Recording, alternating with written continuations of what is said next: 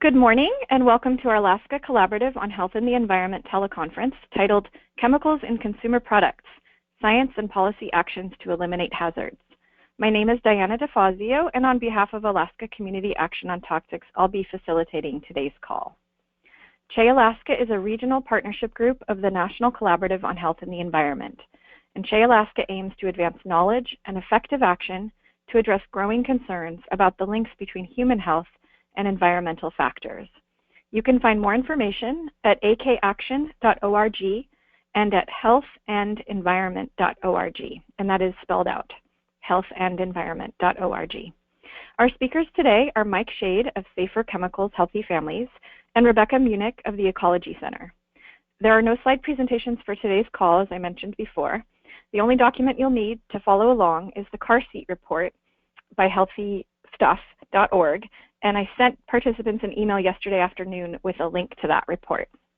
So please go ahead and download that and pull that up now, as Rebecca Meuninck will be the first speaker this morning. We also like to leave time at the end of our calls for your questions, so keep this in mind as you listen to our speakers today. And now it is my pleasure to welcome and introduce Rebecca Meuninck, Deputy Director of the Ecology Center. Rebecca has worked on environmental health and environmental justice issues for more than 14 years. She returned to the Ecology Center in September of 2009 after leaving temporarily to pursue her PhD in sociocultural anthropology at Michigan State University. In 2008, she was awarded the prestigious Fulbright Hays Doctoral Dissertation Research Abroad Grant, which funded her research on the social, environmental, and economic impacts of fair trade and organic coffee production on small-scale farming families in Brazil. She has lived and studied throughout Latin America and speaks Portuguese and Spanish. You may go ahead and begin, Rebecca. Terrific. I hope everyone can hear me. Thank you so much for having me today. I'm excited to talk to you all a little bit about the work that we do at the Ecology Center and focus in particular on our Healthy Stuff project, where we test consumer products, as mentioned, for toxic chemicals. I'm going to focus primarily on children's products, although I should say that we have tested many thousands of other consumer products, and I'm happy to answer questions or connect with folks via email or in other ways about the other research that we do. What I want to do is start by a sort of a thumbnail sketch of what the problem is in terms of toxic chemicals in consumer products, and go into how we're exposed to those products, what we test for in particular at Healthy Stuff, dig in a little bit on a few different chemical categories that we tend to find in consumer products, again in specific children's products, and then go through a couple of different studies. And as mentioned, the Healthy Stuff report on car seats was sent via a link, and I'll end with that report since it's our most recent report related to children's products and toxic chemicals. So first I want to talk about sort of what we have as a toxic problem in the United States, but really in other areas of the world as well. So what we know is there's a growing body of science that shows many of the products that we use in our everyday lives contain toxic chemicals that are linked to adverse health effects. And these include things like neurological effects like learning and developmental disabilities, problems with our reproductive system such as infertility, our hormone system such as thyroid disruption and other hormone disruption, and even a number of different cancers that have links to toxic chemicals in everyday stuff. So these contaminants can really come from almost anywhere in our home environments, in the places that we work, the air that we breathe in inside and outdoors as well, the food and water that we consume, the products we use every day, like the chair that I happen to be sitting on now, or even those products that we use to entertain and care for our children. And again, that's going to be my focus mostly today. Some of those chemicals that I want to touch base on today are hormone disruptors like plasticizer chemicals called phthalates, various heavy metals like lead and cadmium, certain toxic flame retardants, and so on, that really we are we're coming into contact via products on a daily basis. So what we have is an environment that has a lot of different contaminants in it, and these contaminants have been linked to health effects. So in many ways, it's not a surprise that some of the diseases that I listed before, like developmental, mental and learning disabilities, increasing rates of infertility, and certain types of cancer are on the rise. So we're exposed via a number of different pathways to hazardous chemicals in products. The three that I'll briefly touch on are inhalation, ingestion, and skin absorption. And sometimes we may think of ingestion as the primary source of contact or exposure for a product, right? If a child was to swallow a small toy or a piece of jewelry that had lead in it, that's an obvious route that we think of.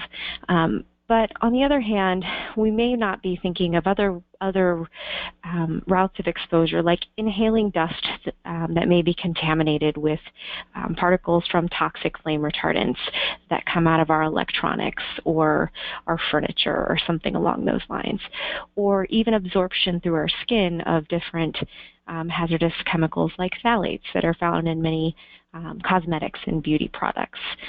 So keeping in mind, and I'm certainly happy to go into this more if there are questions at the end on, we can have exposure, and in children in particular can have exposure in many different routes. So the other thing that's important to consider when we're talking about toxic chemicals in human health is there's a number of different factors to keep in mind. Folks have always probably run into that one person in their life who said, well, I used to play with mercury when I was in my science class as a child and I turned out all right. And while that may certainly be true, or maybe you have your own questions about how all right that person is, it's important to think about how different exposures over time and different considerations may lead to someone getting sick and someone not. So some of the considerations that we look at in particular are accumulation of a toxic chemical, the timing of exposure, synergistic effects of exposure to different chemicals, new and growing research on the effects of low doses of certain chemicals, and any one individual or even community's particular susceptibility to exposures to chemicals. So to briefly go through some of those, when we think of something like is accumulation of a chemical an issue, we may think of chemicals like mercury. Mercury and other persistent bioaccumulative and toxic chemicals build up in the food chain. And mercury is, I think, a good example in that it gets into like aquatic or marine systems, little fish are eaten by bigger fish, and so on and so forth. And the levels of something like mercury will accumulate and build up in the food chain, and ending up in the top of the food chain, which is us as humans, as omnivores who are eating various creatures along that food chain. And other chemicals, the timing of exposure can really be very important. And I'll talk a bit more about this in a moment. In particular because the timing of exposure in childhood is so critical. Some chemicals on their own may not be problematic, but may have a synergistic effect when one person is exposed to more than one at the same time, or even in conjunction with different stressful life events, or various things that can, dampen the immune system or create different hormones naturally, like cortisol in the body, that may have a negative synergistic effect with certain chemicals. And if folks come from a public health background, you may have heard that previously that the dose makes the poison. We used to often believe in public health that if you had a very low level of a chemical, then it wouldn't necessarily be a problem. And there was a dose response mechanism to the higher the dose, the more the more of an impact you would have from a particular chemical. What we know now is that many of the chemicals used every day are actually hormone disruptors, and they act like hormones in the body. So endocrine disruptors, for example, act like the naturally occurring hormone endocrine, for example, estrogen, and can have effects in our bodies at very low levels, so things we weren't necessarily thinking about until more recently. And then finally, some individuals and communities may be more susceptible to the effects of certain chemicals than others. And this can be due to any one person's unique biology or to different social and environmental factors such as stress, access to adequate nutrition, other compounding factors in a community such as violence that can exacerbate the effect of the chemical. So those are just some of the considerations to think about. So I'm, again, going to focus on the timing by looking at consumer products that are geared towards children for this presentation. So I want to talk just briefly about some of the unique vulnerabilities of babies and young children, and the fact that exposures at key developmental phases can have a greater impact on a child than they would on us as adults. So during pregnancy and really throughout childhood, even throughout adolescence, children's minds are developing very rapidly, and chemical exposures during different developmental periods can really have lifelong impacts. And so in fact, some of the exposures that children can encounter at a young age may not show up right away. They may show up decades later as illnesses that we associate with old age, like Alzheimer's or Parkinson's disease. So I'm going to watch my time. So before a child is even born, there's critical development happening in organs and tissues throughout the body, especially the rapidly growing brain and the reproductive and endocrine systems. So what fetuses are exposed to could cause birth defects or could, again, affect their health later in life. So the potential effects of fetal exposure to different toxic compounds can be quite great. One of the chemicals I'm going to talk about today in our studies are phthalates, which are anti-androgenic and can interfere with male genital development, for example, when we're thinking about in utero exposure. Flame retardants, another chemical that I'm going to focus on in terms of products, have been linked to low birth weight babies and neurotoxicity. And then other things in terms of heavy metals like lead can actually have an impact as well, and over different generations. So young children and babies are highly vulnerable to many of these exposures.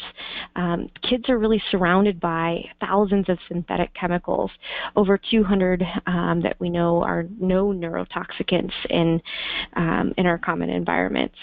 So due to children's rapid growth and higher metabolism, they proportionately must consume more air, water, and food than we need to as adults.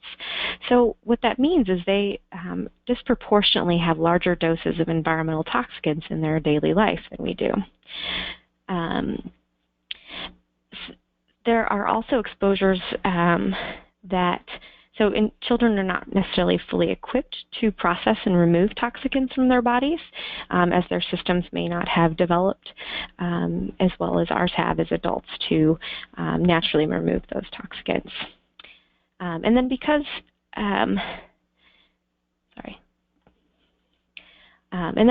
of children's very natural behavior, they can be exposed in a greater amount than we are.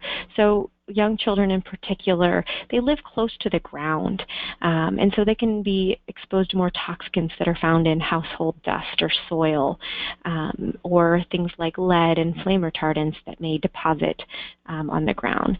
They also very naturally explore the world as toddlers by placing their hands and objects in their mouth.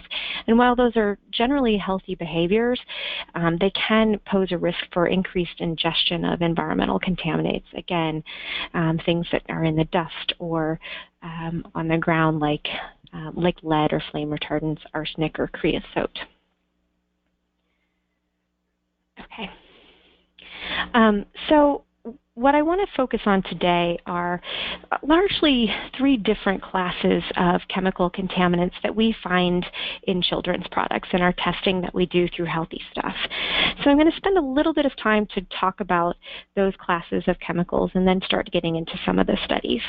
The classes that I want to focus on are heavy metals, different halogenated or other toxic flame retardants, and phthalates. So heavy metals may be some of the chemicals that you all and others are most familiar with. Those are things like lead, cadmium, mercury, arsenic, and so on. They've really been studied extensively, and there are very clear links to different conditions like neurological damage, learning and developmental delays and disabilities, certain types of cancers, kidney damage, and even poor bone health from exposure to heavy metals. So we're exposed via different pathways. For example, something like lead exposure is something that we work on here, obviously, in Michigan and are keenly aware of. Now, while 70% of lead exposure is estimated to be lead poisoning, is estimated to come from exposure to lead paint and lead-contaminated dust associated with paint.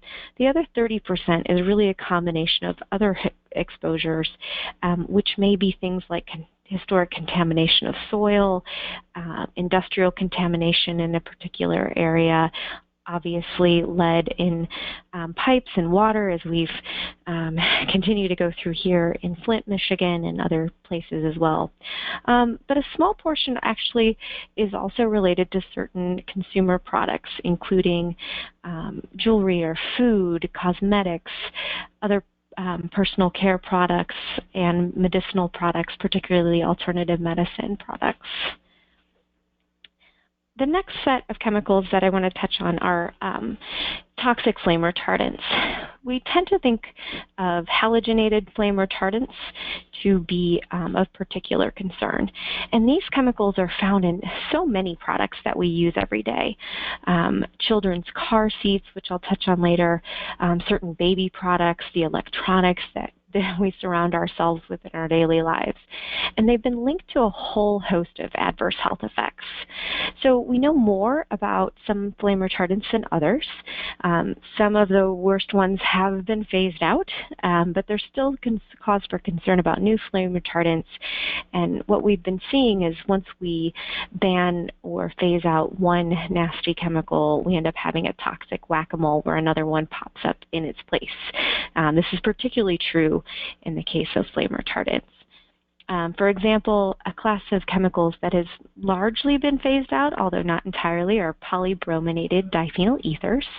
Folks may have heard of PBDEs, and these chemicals have been associated with nervous system, reproductive, developmental, immune and endocrine disruption, as well as certain cancers.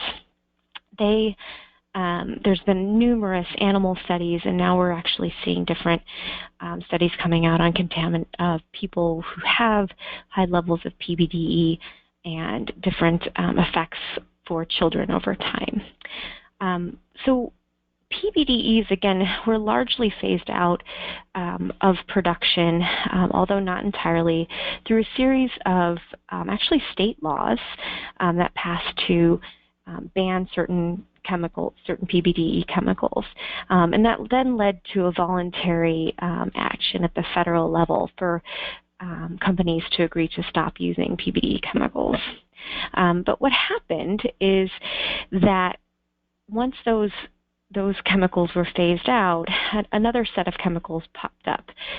Chlorinated tris chemicals, for example, were then started to be commonly used as a PBD replacement in certain commercial products, including like baby products.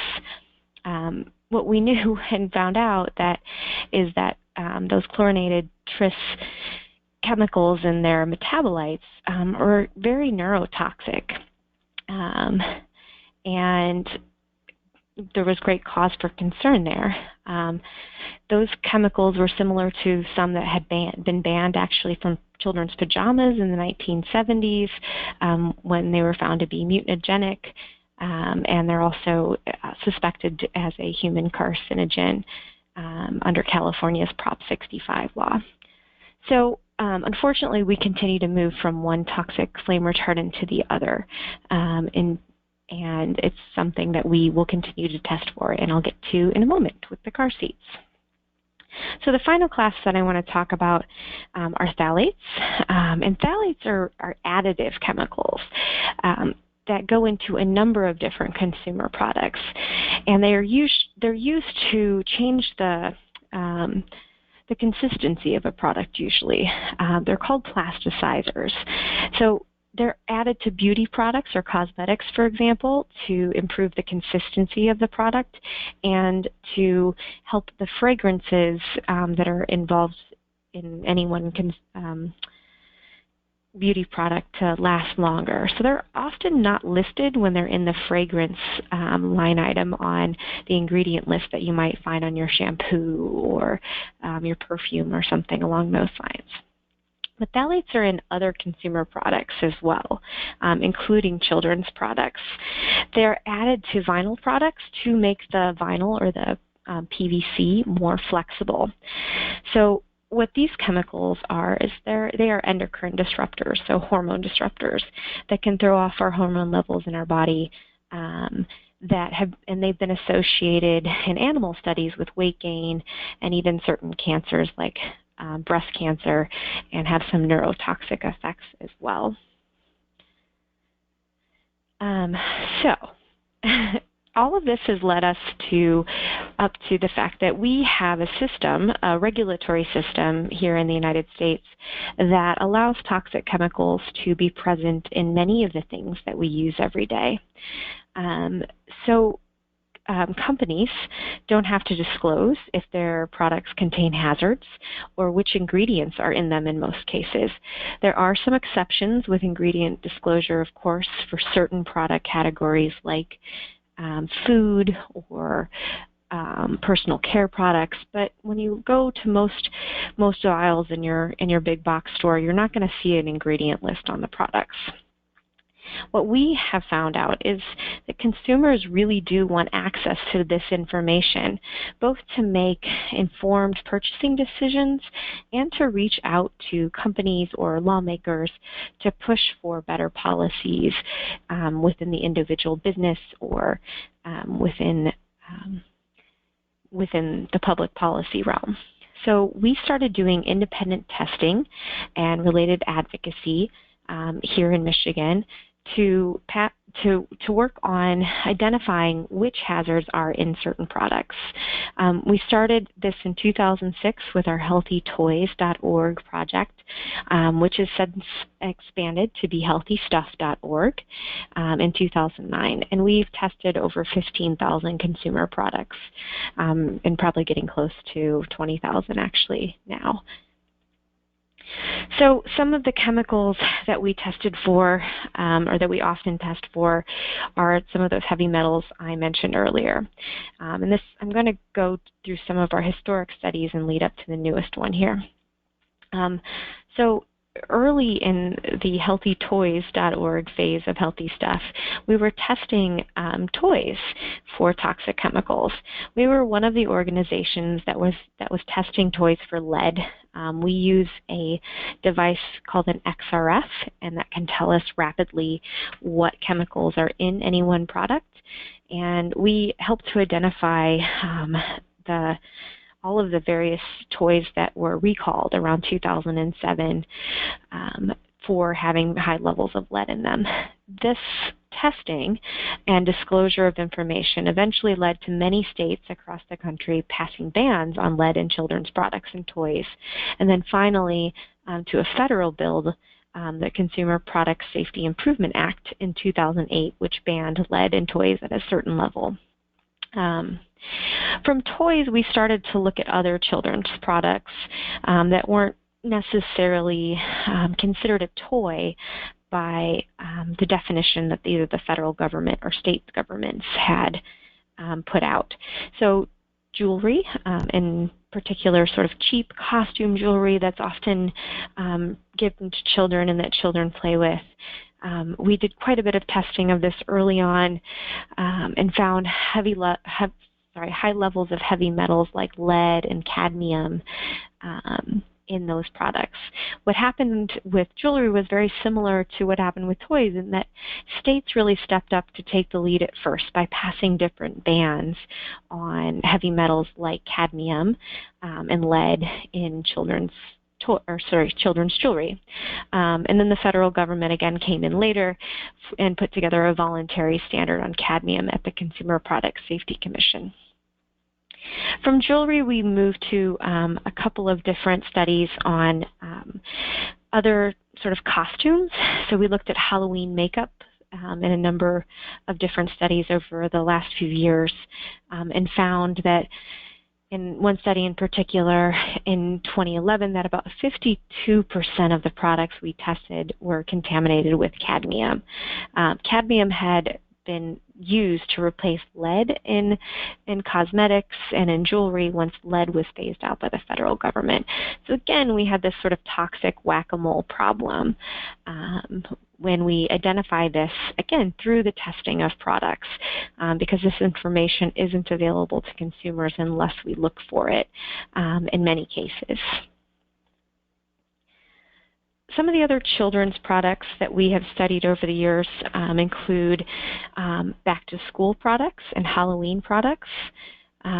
For example, in 2014, we had a study that we did with Mike's team at Mind the Store, where we purchased different products from 8 national retailers, including ones like Walgreens and Walmart and Target and so on.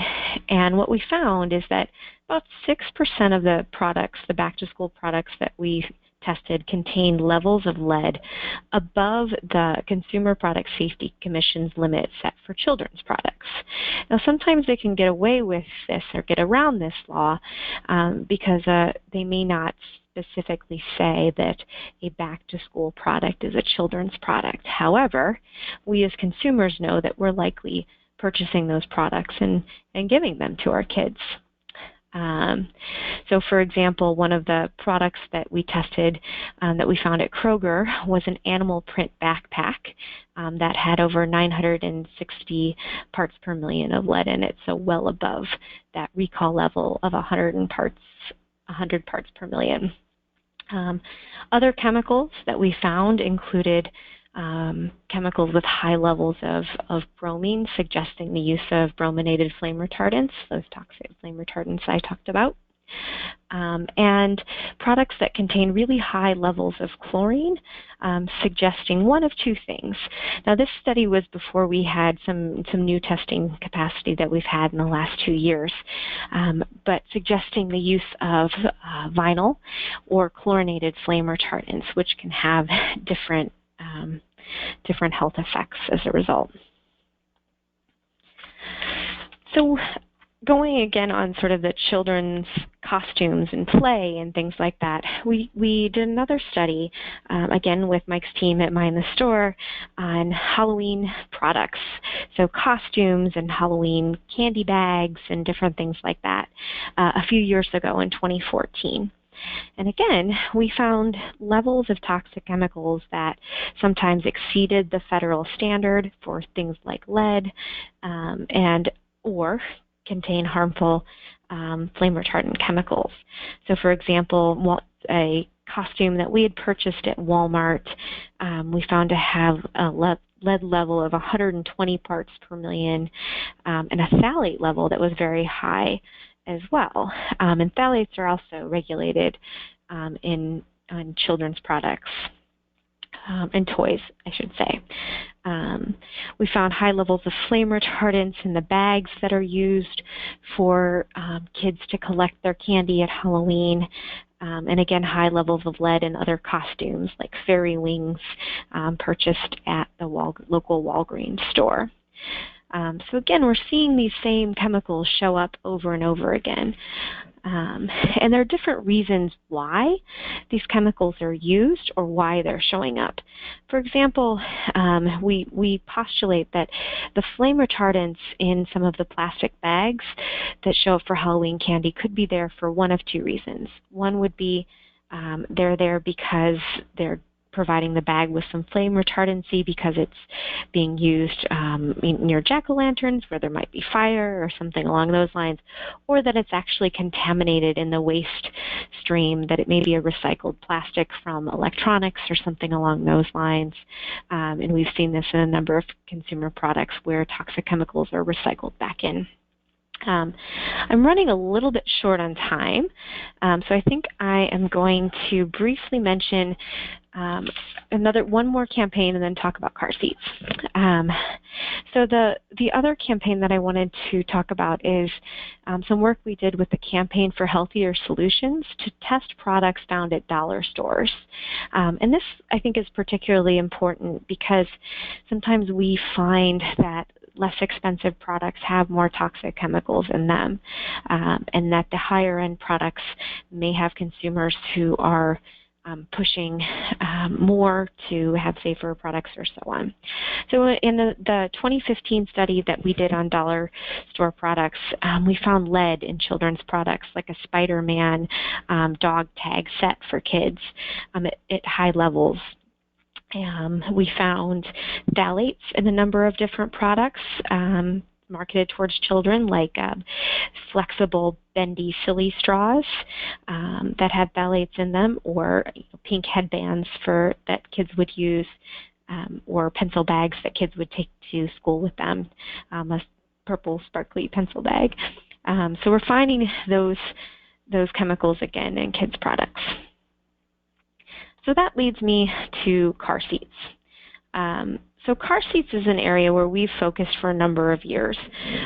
Actually, we've been testing different models of car seats for about 10 years at Healthy Stuff, and really tracking the changes that are happening with chemical additives in this class of car seats or of products.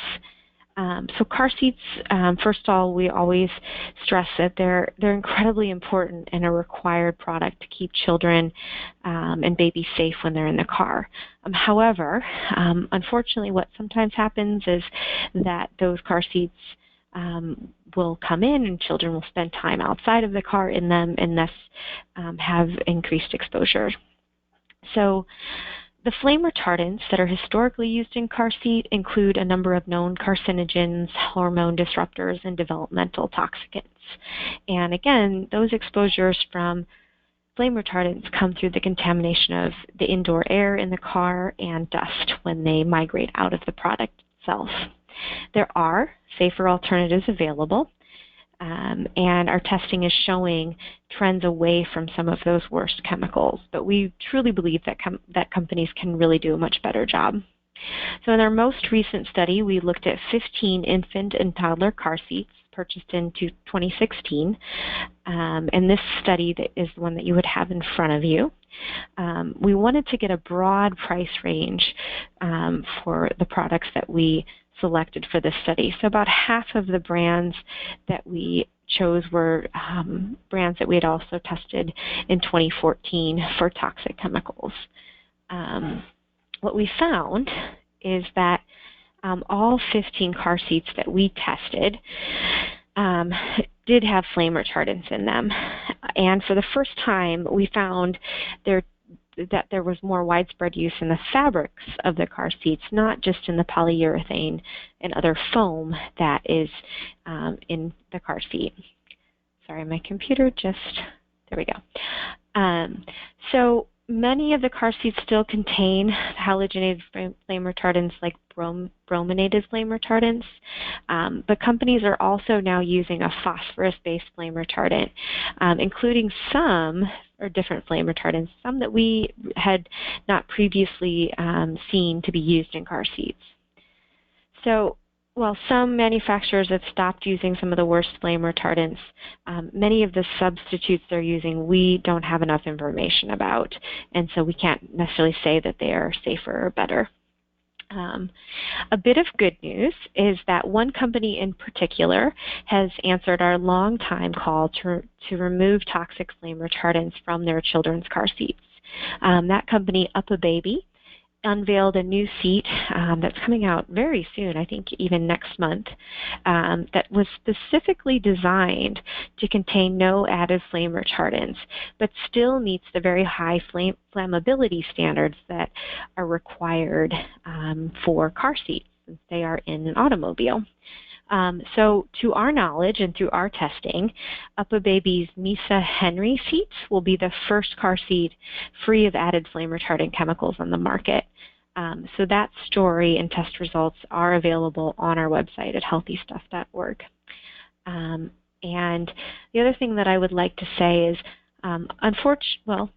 we're very happy that Baby is unveiling this new seat, but it is a very expensive car seat. We are working with partners right now to launch a challenge to other car seat manufacturers to encourage them to design their own car seat at different price points so that every family can purchase a safer car seat.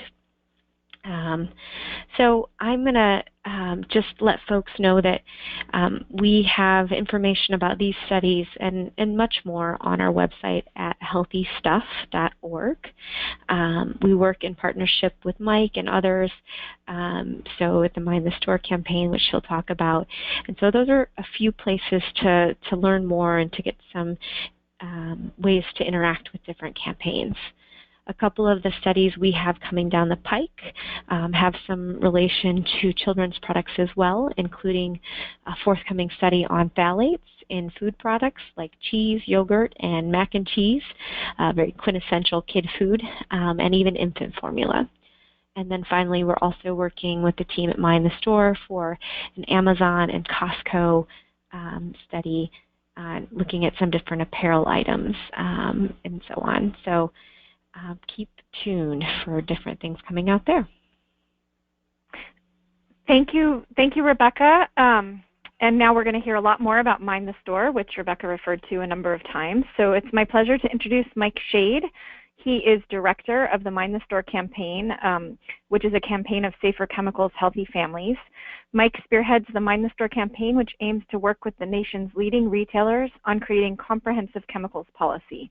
And for the previous 8 years, Mike was the markets campaign coordinator with the Center for Health, Environment, and Justice, or CHEJ, a national environmental health organization, where he led national campaigns to phase out PVC plastics, phthalates, BPA, and dioxin. Prior to CHEJ, he was the Western New York director of Citizens Environmental Coalition. And Ethisphere magazine listed Mike as one of the 100 most influential people in business ethics. So welcome, Mike, and we look forward to hearing your presentation. Great, thank you. And thank you to Alaska Community Action on Toxics for hosting this webinar, and Che. Really appreciate the opportunity to chat with folks and share a little bit about some of our work. So just a little bit of background. Safer Chemicals, Healthy Families. We're a national coalition of hundreds of organizations that are working to protect American families from unnecessary toxic chemicals and consumer products.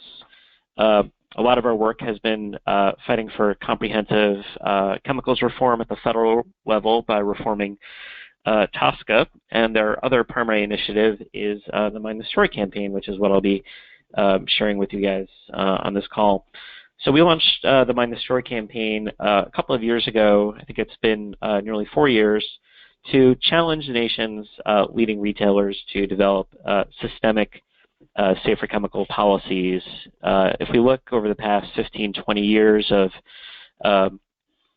model corporate policies that address chemicals of concern, retailers have really been at the forefront of taking action to require or encourage suppliers to reduce and eliminate many of the same chemicals of concern that Becca was talking about in her presentation, chemicals like phthalates and flame retardants and bisphenol A. I'm sure many of you remember the saga of BPA in baby bottles that came to light a little less than 10 years ago.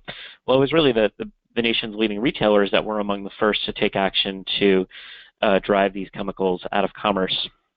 With thousands of chemicals in products and at least a couple thousand chemicals of high concern commonly found in consumer products like children's toys, baby products, cleaning products, etc., we launched the Mind the Store campaign to encourage leading retailers to move away from the whack-a-mole game of trying to tackle one chemical at a time, but to develop comprehensive or systemic policies to reduce and eliminate chemicals of concern and develop comprehensive safer chemical policies so that systems are in place to identify, evaluate, and reduce and restrict priority chemicals of concern. The campaign has focused on large retailers, so we have been working to engage big box retailers like Walmart and Target, home improvement retailers such as Home Depot and Lowe's, grocery chains, grocery retailers like Kroger and Albertsons and their subsidiaries, pharmacy chains like Walgreens and CVS, as well as some other retailers, Best Buy. We've recently expanded the campaign to include Amazon, who of course is the largest, increasingly one of the largest retailers in America and the largest online retailer in America. We've also done a lot of work to engage retailers of furniture as well as retailers of other home improvement and building materials. And since the campaign was launched, I think there's a lot to be excited about, given that change can be slow in Washington. Sadly, we've seen some big retailers, perhaps most notably Walmart and Target, really step up and develop systemic safer chemical policies. Both Walmart and Target have identified over 2,000 chemicals of high concern that they're asking suppliers to reduce and eliminate. Walmart just recently, this past summer, announced that their suppliers had reduced 16, quote, high priority chemicals by 95% by weight, which translates to millions and millions of pounds reduction of chemicals of concern. For their bigger list of chemicals, Walmart has announced that their suppliers reduced those chemicals by over 400 million pounds. So really, really impressive work happening among some retailers, notably Walmart and Target, to take action. We've also done a lot of work to drive phthalates out of building materials. We've secured commitments from about a dozen major home improvement chains, starting with Home Depot and Lowe's, to drive phthalates out of flooring, driving billions of dollars of purchasing power away from phthalates in building materials.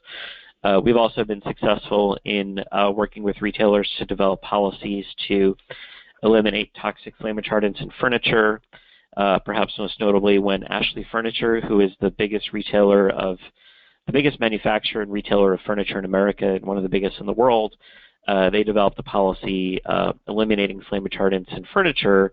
We were then able to secure similar policy agreements from other competing furniture chains, like Macy's, for example.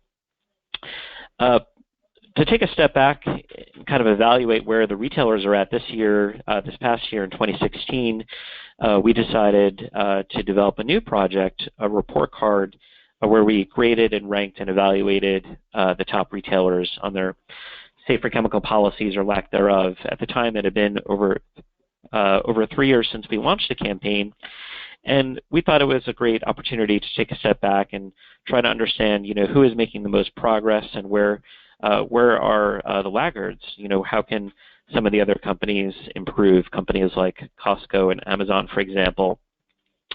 And we did this because we not only wanted to reward the companies that are doing well to continue to do well, companies like Target, Walmart, and CVS, but also create incentives for those companies that are not doing as well to catch up and to create some competition among top retailers by publicly grading and ranking them on their safer chemical policies.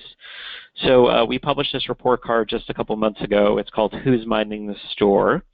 It's available online at retailerreportcard.org, and you can go to that website to check out how the different top retailers scored.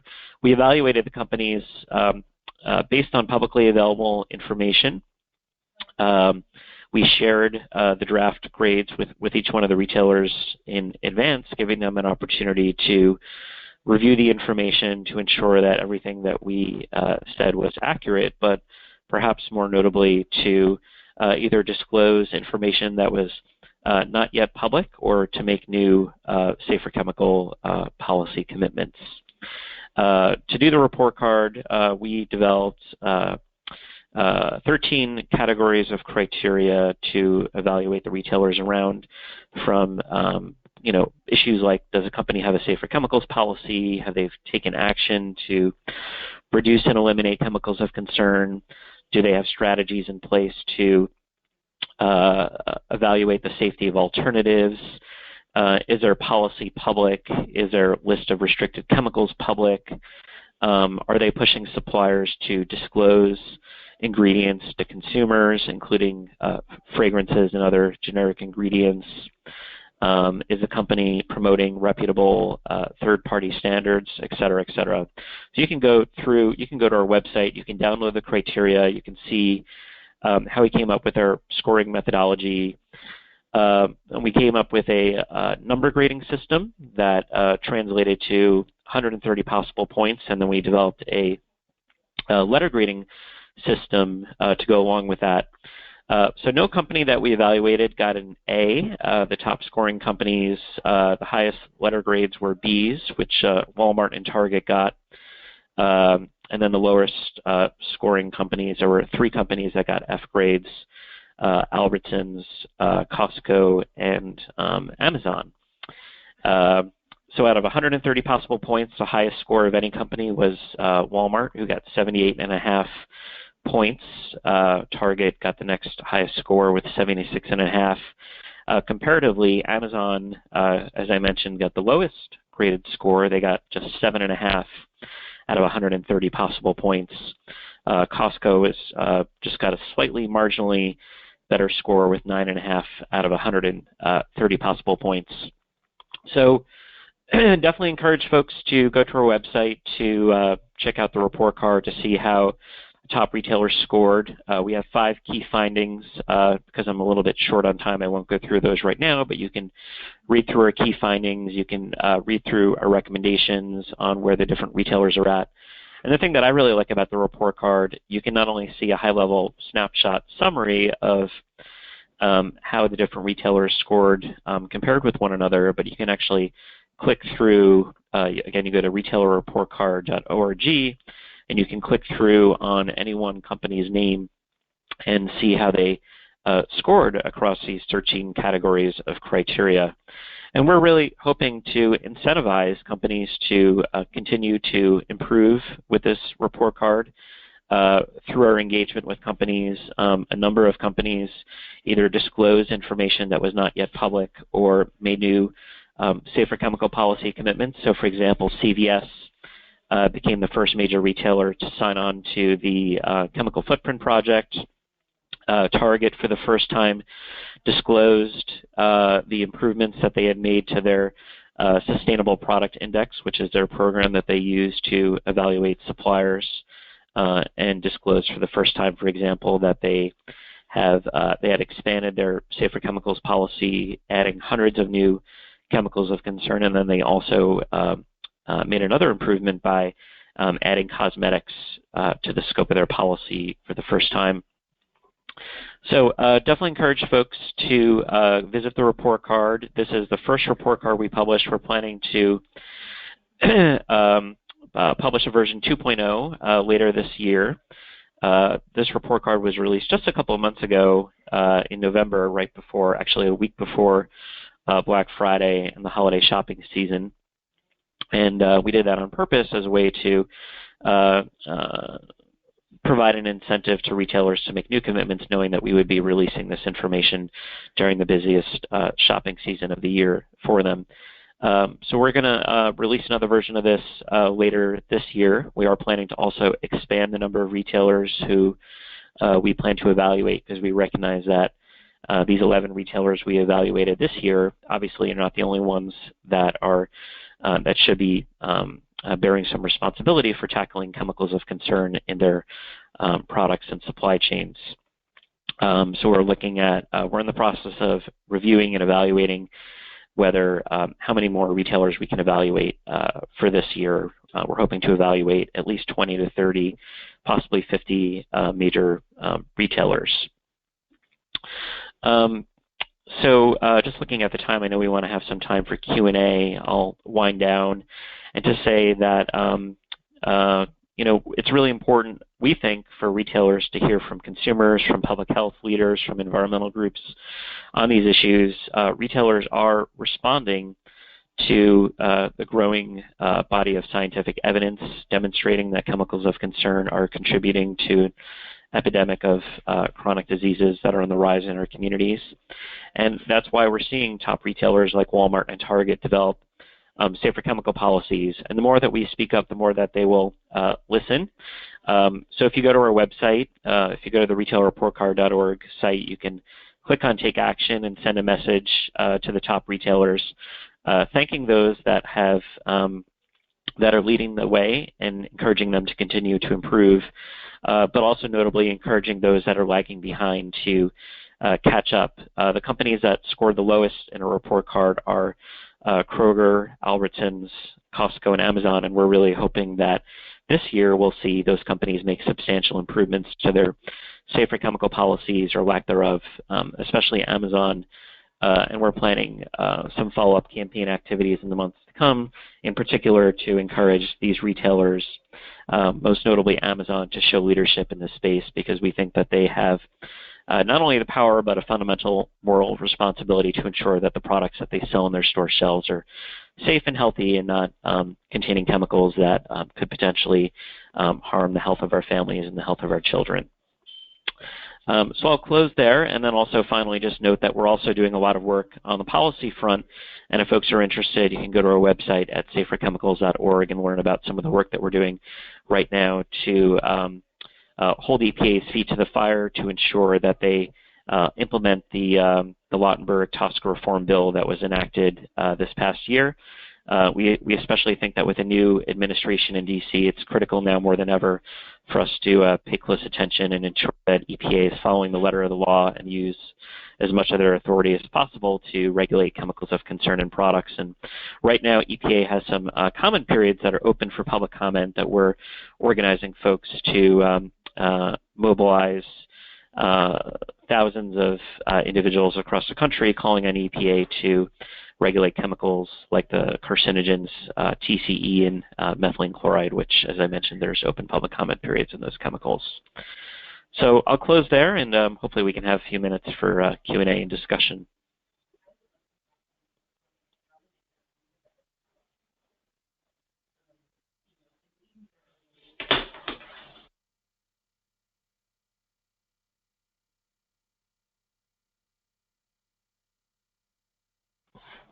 So Diana, did you want to lead the Q&A and discussion? I wasn't sure how you wanted to I assume you wanted to facilitate this part?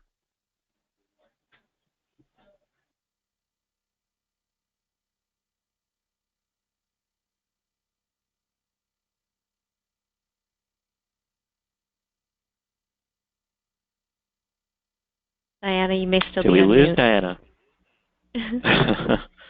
Hi, this is Pam with Alaska Community Action on Toxics. Something must have happened to Diana's line, so I'll step in and facilitate. So, Pam, are you there?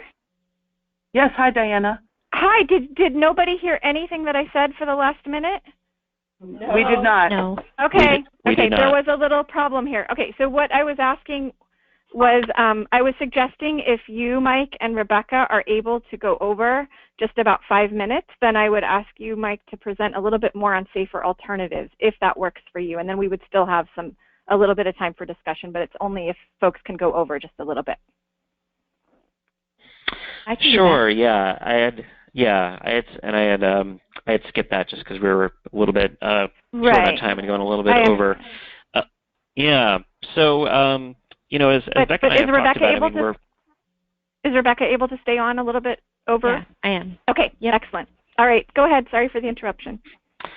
Yeah, so the issue of safer alternatives is fundamental to our work with the Mind the Store campaign, because as Becca had spoken to, the last thing that we want to do is encourage companies to move from one bad actor chemical to another. There has been a toxic shell game going on where companies will, make a little adjustment to a molecule and move, for example, from BPA to BPS, or move from lead to cadmium, or DEHP to DINP, from one bad chemical to another that may be just as worse or marginally less worse. So with the Mind the Store campaign, we've been encouraging companies to develop the infrastructure to evaluate the safety of alternatives, and we have some companies begin to step up. So Walmart, for example, they have a sustainable chemistry implementation guide that they developed that provides guidance to their suppliers on how suppliers should evaluate the safety of alternative ingredients. And they actually point to best-in-class resources like Cradle to Cradle, EPA Safer Choice, Green Seal, the Green Screen for Safer Chemicals, the Common Principles for Alternatives Assessment, and other best-in-class tools for evaluating the safety of alternatives. So if you look at our report card that we just published, 10 out of 130 possible points were all about safer alternatives. No company got the highest possible score for safer alternatives. Clearly, there's a lot more work that needs to be done. But sadly, most companies that we evaluated got 0 points around safer alternatives. So there's a lot more work that needs to happen in this space. And some of our other categories of criteria in our report card is also relevant to safer alternatives. So for example, we scored companies on whether or not they're promoting or requiring suppliers to use reputable third-party standards like the EPA Safer Choice program. And that's an example of an area where both Walmart and Target are actually doing a pretty good job. Walmart has set a goal to certify all their private label cleaning products to the EPA Safer Choice program. Target has been incentivizing suppliers to meet either Cradle to Cradle or the EPA Safer Choice program. So we're using our report card as a way to incentivize companies to develop broad safer chemical policies where evaluating the safety of alternatives is a core element, because we're not really doing much good if we're moving from one problematic phthalate to another bad phthalate, or moving from one bad actor flame retardant to another bad actor flame retardant. We've done that also in conjunction and partnership with the Healthy Stuff team, for example, by testing not only known bad actor chemicals, but also trying to get a handle on what are the emerging chemicals or materials of concern that companies are using. So we worked with the Healthy Stuff team this past year, for example, to publish a report evaluating chemicals of concern in canned food. We found that, unfortunately, as of last year, BPA is still commonly found in canned food. We found it in 2 out of 3 samples of canned food that were tested, 200 samples that were sampled from around the country, including Alaska. But we not only found BPA, but we also sadly found that companies were using clearly regrettable substitutes like PVC and styrene-based resins, which are manufactured with fundamentally hazardous chemicals like styrene and vinyl chloride. So promoting safer alternatives is a huge issue. This is a key area that we're focusing on with our engagement with retailers, and an area where I think you'll continue to see more work. And I would just end by saying that there is some good work happening in this space among retailers and brands. One of the efforts that I think is particularly notable, the Green Chemistry and Commerce Council, they have actually developed a project that has brought retailers, brands, chemical manufacturers, and scientists together to begin finding safer alternatives to preservative ingredients, because that's an area where there's a clear need for new preservatives to come to market that are truly safer and healthier for consumers, for workers, for communities, et cetera. So I think that's a nice example of businesses working together to try to find a truly safer alternative to a class of chemicals that is a challenge up and down the value chain. Okay, thank you, Mike, for adding that. And now I would like to just take a couple of questions. So if there are participants who'd like to ask a question, all you need to do is press *2 to unmute your line. Please also state your name and affiliation, and please be brief since we are short on time and we would like to get to a couple of questions. So thank you.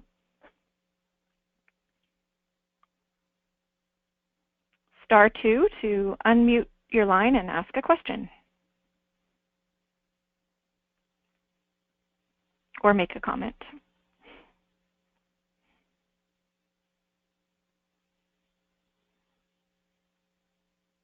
Hello, Diana. Go ahead.